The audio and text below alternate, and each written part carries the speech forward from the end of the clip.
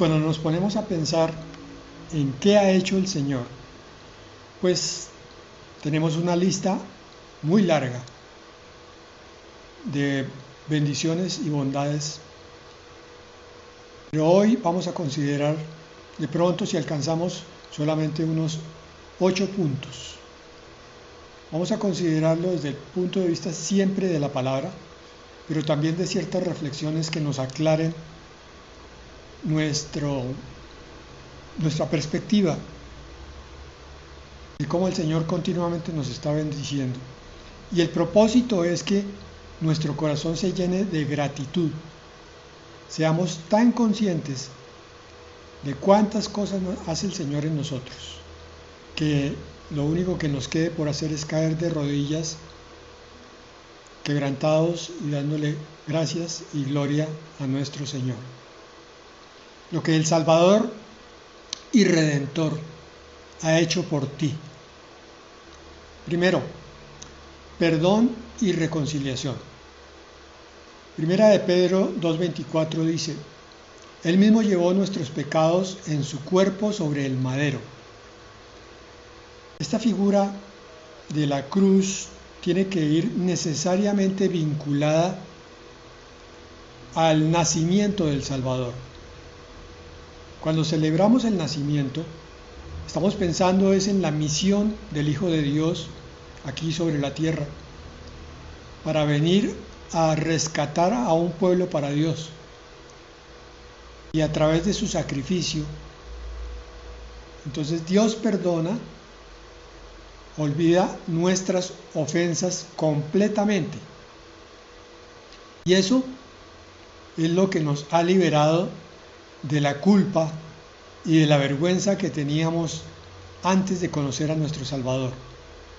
Porque Cristo no solo cubre tus pecados, sino que los llevó sobre sí mismo, los cargó en la cruz.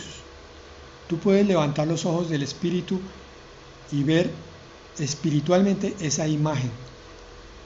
El Redentor crucificado por causa tuya y causa mía.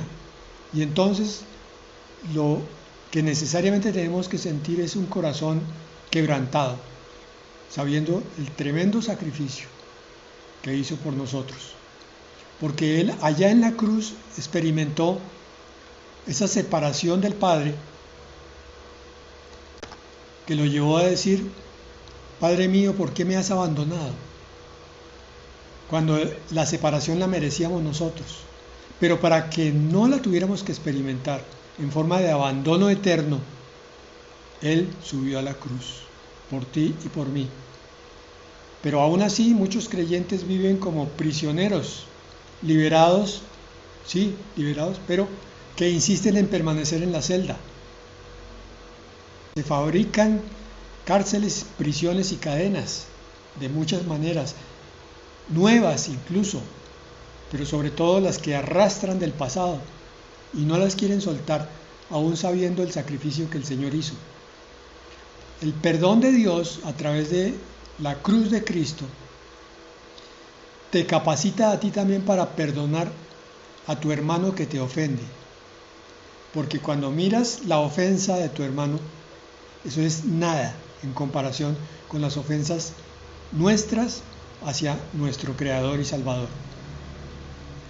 En segundo lugar, consideremos ahora la redención del cautiverio. Después de la salvación, a continuación inmediata, surge la redención, una palabra que quizás no tengamos del todo claro.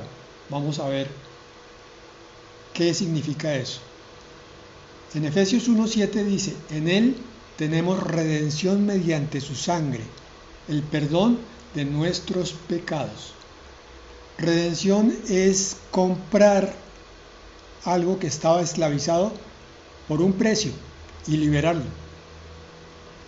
Por consiguiente, ahora ya no estamos encadenados a patrones destructivos. Hermanos, en realidad tenemos que considerarnos como seres libres para elegir la vida abundante. Esa es nuestra verdadera libertad, mirar lo que nos ofrece Dios y tomarlo.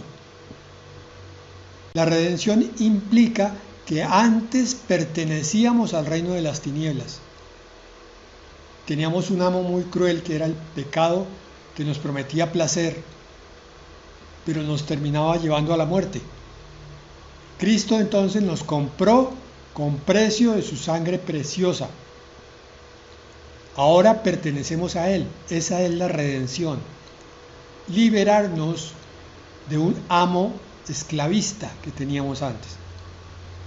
Pero esta libertad que nos da el Señor no es licencia para pecar, sino poder para no pecar. Es, para que entendamos bien, la diferencia que hay entre un adicto que dice no puedo dejar mi vicio y un hombre libre que puede elegir la sobriedad, el no vicio. Le queda mucho más fácil decir no a lo que lo esclavizaba. En ese sentido somos también libres del pecado hoy en día. Nada nos obliga. Antiguamente sí, el pecado era nuestro amo. Ya no hay razón para estar encadenado a ningún pecado. Ese es el resultado de la redención del Señor. Otro tema para darle gracias por lo que ha hecho el Señor. Sin embargo, muchos cristianos viven como libertos. Un liberto es un ex esclavo. Pero estos libertos todavía actúan como esclavos cristianos. Conocen la verdad intelectualmente, racionalmente, pero no la experimentan como una libertad práctica. Cristo, a través de la redención, te llama a caminar en la libertad que Él ganó para ti, rompiendo cadenas mentales o emocionales o espirituales, o mejor, mentales y emocionales y espirituales. Solo que el enemigo intenta mantenerlas y algunos ingenuos todavía se creen las mentiras de Satanás. No le creen a Dios que nos dice, ya eres libre. El Hijo del Hombre te liberó. Tercer punto. Redimidos, ahora justificados ante Dios. Romanos 5:1 dice, justificados pues por la fe, tenemos paz para con Dios por medio de nuestro Señor Jesucristo. ¿Qué es la justificación?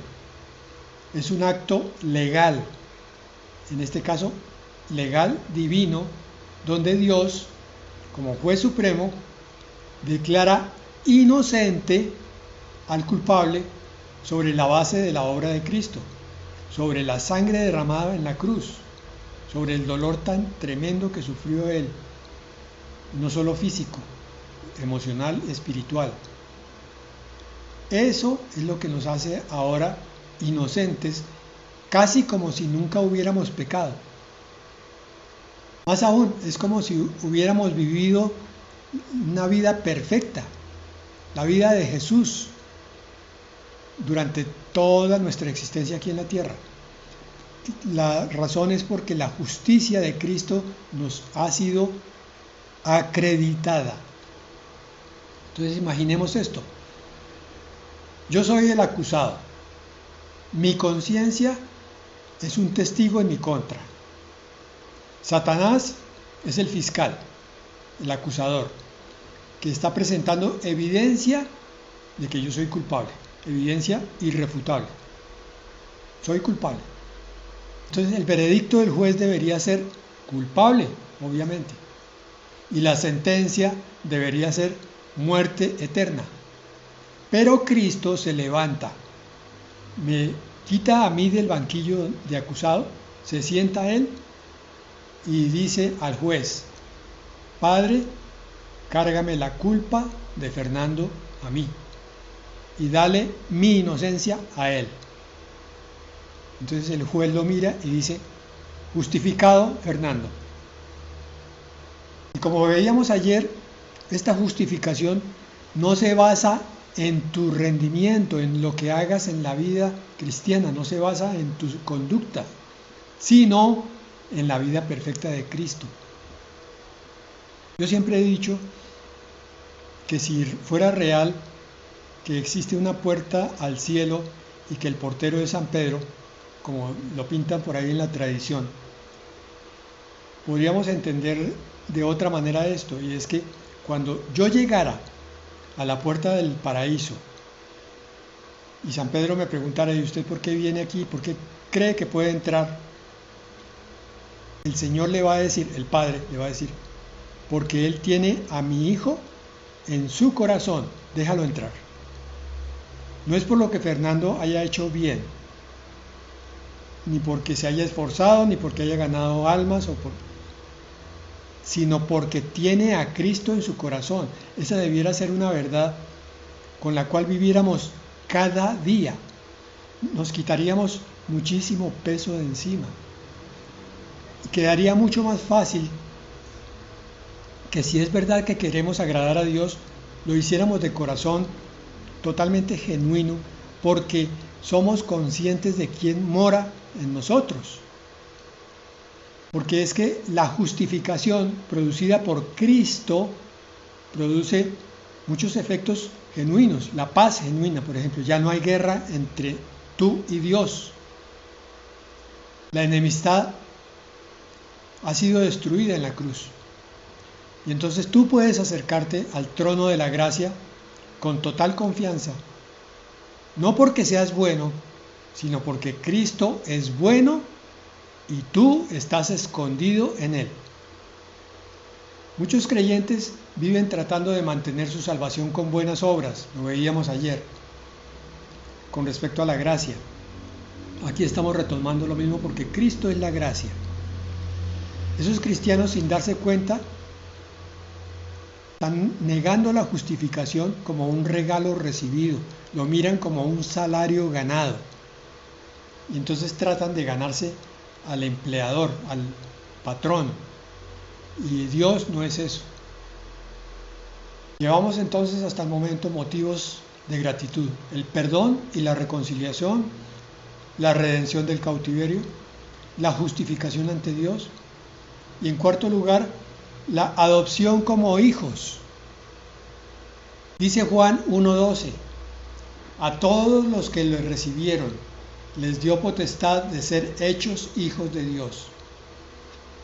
No solo eres perdonado de tus crímenes o declarado inocente legalmente, sino que ahora eres llevado a la familia del Rey como hijo amado. En el mundo romano también se usaba la adopción, y allá era una acción legal irrevocable. Es decir, el que quedaba adoptado no se podía desadoptar, por decirlo de esa manera.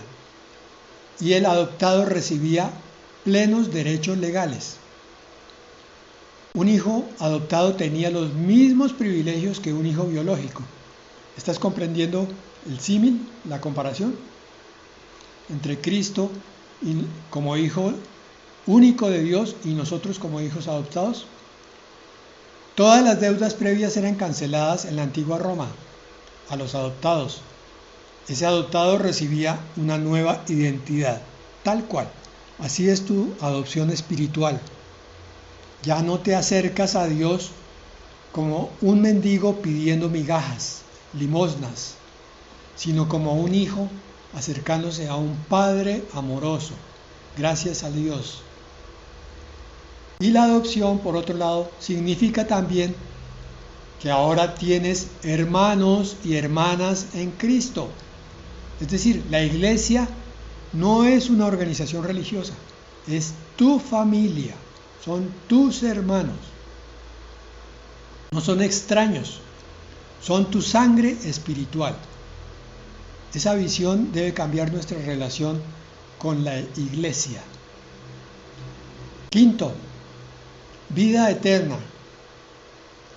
Juan 11:25 dice: yo soy la resurrección y la vida. El que cree en mí, aunque esté muerto, vivirá. La vida eterna no es simplemente duración indefinida, es calidad de vida diferente. Piensa en eso. Cuando tú recibiste la vida eterna, porque ya la recibiste, tienes otra clase de vida muy diferente a la que tenías cuando estabas en el mundo sin Dios.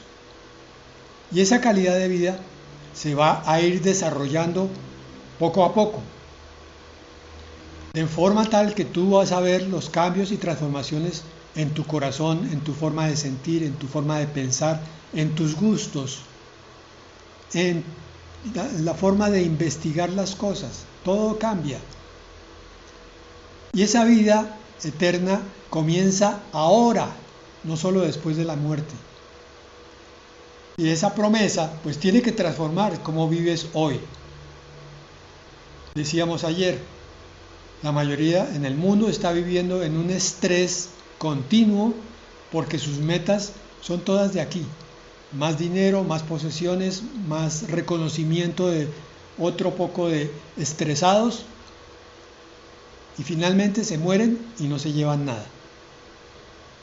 Los que tenemos vida eterna no vivimos con desesperación existencial, preguntándonos si la vida tiene significado. Cuando yo estaba en el mundo y tenía que levantarme a trabajar, decía, ay no, otro día voy a encontrar muchas cosas diferentes. Ustedes saben, en la medicina se encuentra cantidad de enfermedades distintas todos los días, pero los días se volvían igualmente rutinarios y frustrantes. Y por la noche me decía, ¿y qué sentido tiene lo que estoy haciendo? Esa falta de sentido desapareció cuando conocí al Señor, lo mismo que mi soledad, porque sabemos que no es solo una vida, sino un significado, es una esperanza. Y sabemos que incluso tus sufrimientos actuales son temporales, porque te espera una gloria futura que es eterna. Y te pido, hermano, que abras tus ojos para que consideres con mayor frecuencia el pensar en la vida después de la muerte. En que si tú eres hijo de Dios, tienes garantizada la eternidad, de una forma que no alcanzas a comprender a menos que estudies la palabra y sepas la tremenda esperanza que te precisamente espera. Por eso se llama esperanza, te espera. ¿Hay persecución? Pues ganas recompensa eterna. ¿Tienes que hacer algún sacrificio muy doloroso? Pues vas a recibir 100 veces más en el reino venidero. Eso es lo que dice la palabra, no lo dice un predicador. ¿Hay muerte de un ser querido? Pues la palabra dice que es una separación temporal, no es una pérdida permanente, si el ser querido estaba en Cristo. Pero muchos cristianos viven como si este mundo fuera todo lo que hay, acumulando cosas terrenales y viviendo para comodidades temporales. Pero Cristo te llama a vivir invirtiendo en lo que dura, en lo que es eterno. Invierte en almas, invierte en carácter, invierte en el reino de Dios. Lo demás, todo desaparece. Y la certeza de la vida eterna también quita el miedo a la muerte. Yo pienso que ese es un miedo que empieza a rondar la cabeza de los seres humanos sin Dios después de los 40 años probablemente. Son tantas las mentiras allá afuera, entonces las personas de 40 y de 50 ya se empiezan a sentir viejos. Y cuando les hablan de vejez, viene de gancho la palabra muerte. Y viene el pánico. Muchos no quieren oír hablar de eso. Pues bien, el remedio es simplemente creer en el Dios de la Biblia, que nos enseña todas estas cosas. Pero no es solo creer, hermanos. Es que a veces pensamos que el cristianismo es como una especie de filosofía que entra por la mente. No es así. El cristianismo es una transformación de vida, una transformación milagrosa que le es dada a aquellos que quieren creer que hay una mejor forma de vivir que simplemente levantarse a trabajar y acostarse agotado. Entonces, para el creyente, morir es ganancia, es volver a la casa del Padre, es ver cara a cara al Salvador. En sexto lugar, recordemos de qué estamos hablando, las bendiciones que nos ha dado el Señor Jesucristo. Y digo nos ha dado, porque todos los que lleven varios años con el Señor pueden dar testimonio de lo que estoy diciendo. Sexto, paz en medio de las tormentas. Juan 14:27 dice: la paz les dejo, mi paz les doy. No se la doy como la da el mundo. La paz de Cristo no es ausencia de problemas, sino presencia de Dios en medio de los problemas. Y esta paz, dice Filipenses 4:7, sobrepasa todo entendimiento, porque no tiene ningún sentido lógico estar en paz cuando las circunstancias dicen que deberías estar en pánico. Todos los que han sentido esa paz se han sorprendido. Dice, pero ¿por qué me siento tan tranquilo? Tengo los mismos problemas, pero ahora tengo una paz inexplicable. Esa es la paz de Cristo. El mundo también ofrece paz, pero una paz temporal, basada en condiciones favorables y en tiempos muy cortos. Por ejemplo, el licor, al segundo o tercer trago o cerveza, empieza a sobrevenir una paz, pero que le dura apenas media hora, máximo 2 horas. Lo mismo pasa con las drogas. Cuando hay buena salud, cuando hay seguridad financiera, cuando hay relaciones estables, esa paz dura lo que la estabilidad de esas situaciones. Apenas las situaciones se rompen, reaparece el estrés. Con Dios no es así. Las cosas cuando se desmoronan en el mundo producen pérdida de paz, pero la paz de Dios es continua y es sobre todo entendimiento. Por eso, la paz de Dios es un indicador espiritual. Cuando tú empiezas a perder la paz como cristiano, a menudo es señal de que has dejado de confiar en Dios y estás comenzando a depender de tus propios esfuerzos. Lo mismo que si no creyeras en Dios. Los que no tienen a Dios se esfuerzan y se esfuerzan y se esfuerzan y logran muy pocas cosas. La paz de Cristo también reconcilia relaciones. Había amargura, resentimiento, división, pero entonces la paz del Señor trae ahora sanidad, perdón, restauración, unidad. La paz viene al soltar el control que queremos tener con nuestras manos, con nuestro poder, con nuestro dinero, con nuestra mente, y en vez de eso, confiar en que Dios cuidará de ti. Eso no es de un día para otro. Eso requiere un lavado de las ideas antiguas hasta que finalmente el Señor demuestra que sí es cierto que podemos confiar en Dios y que Él trae las soluciones.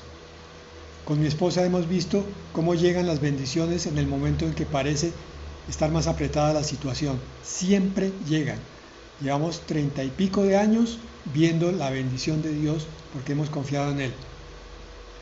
Y esta paz, aparte de todo, te capacita para ser un agente de calma para otros. ¿Por qué? Porque nadie puede dar de lo que no tiene. Si yo no tengo paz en mi interior, no puedo pedir a nadie que tenga paz.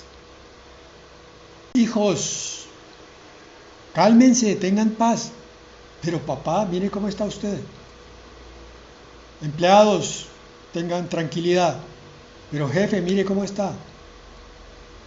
Cuando todos están en pánico, tu serenidad de hijo de Dios siempre apunta hacia el cielo. Séptimo, esperanza inquebrantable. Primera de Pedro 1:3 dice: bendito el Dios y Padre de nuestro Señor Jesucristo, que según su grande misericordia nos hizo renacer para una esperanza viva. La esperanza cristiana es radicalmente diferente del optimismo mundano. El optimismo es un deseo de que las cosas vayan bien. La esperanza es una certeza basada, anclada, amarrada al carácter fiel e inmutable de Dios. Y esa esperanza transforma cuando sufres y cómo sufres. Porque entonces el sufrimiento, en el entendimiento cristiano, conociendo la palabra, se ve como algo que no es absurdo ni sin propósito. El sufrimiento es el vaso, el crisol donde Dios pule tu fe para que sea más preciosa que el oro, lo dice la palabra de Dios. Muchos creyentes viven sin esperanza y por eso viven aplastados por las circunstancias. Pero tu esperanza no está en este mundo, sino en el mundo venidero, donde Cristo reinará y tú reinarás con Él.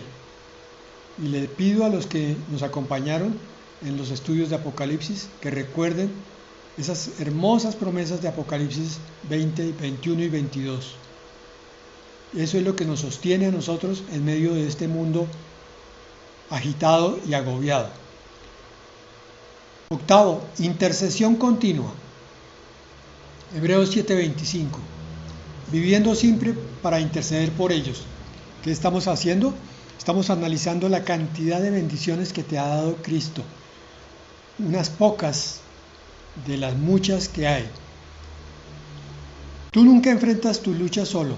Cristo, dice la Biblia, está a la diestra del Padre, abogando por nosotros, orando por nuestras necesidades, porque Jesús conoce tus luchas íntimamente, porque Él igualmente fue tentado en todo, como tú, pero sin pecado, lo dice Hebreos 4:15. Y cuando tú caes, Él no te condena, sino que intercede por ti. Cuando tú haces una oración torpe o inadecuada, esa oración es perfeccionada por el Espíritu Santo de Cristo. Cristo lleva esas oraciones ante el Padre. Ahora imagina entonces al Señor Jesucristo allá sentado en su trono, orando por ti, por tu crecimiento espiritual, por tu protección contra el mal, orando por tu familia, por aquellos que no conocen del Señor, orando porque tú des un buen testimonio siempre, orando por tu fortaleza en la tentación y por tu gozo en el sufrimiento, porque tienes el abogado más poderoso del universo intercediendo por ti, de día y de noche. Conclusión. Vimos 8 puntos de los muchos que hay para darle gracias al Señor, porque la obra del Salvador es completa y suficiente. Solo necesita ser recibida con fe y gratitud. Repito, la obra del Salvador solo necesita ser recibida con fe y gratitud. Si alguien en este momento está oyendo estas palabras y quiere hacer ese recibimiento en su corazón, bien puede hacerlo, creyendo que existe un Salvador conforme a lo que dice la Biblia y agradeciéndole que esté buscando la salvación de esa alma. Estas verdades que acabamos de decir no son simples doctrinas para creerlas intelectualmente, no es una religión, son realidades para experimentarlas diariamente. Te invito a que te desafíes a ti mismo, repases este tema y te propongas visualizar primero y después evidenciar en tu vida cómo el Señor te ha bendecido con todo esto. Por eso, cada mañana recuerda quién eres en Cristo. No eres un simple ser humano, eres el Hijo de Dios, un Hijo de Dios a través del Hijo único Jesucristo. Deja que esas verdades penetren hasta lo más profundo de tu ser y que lleguen hasta tu corazón para que sea transformado cómo piensas, cómo sientes y por consiguiente cómo vives. Amén y amén.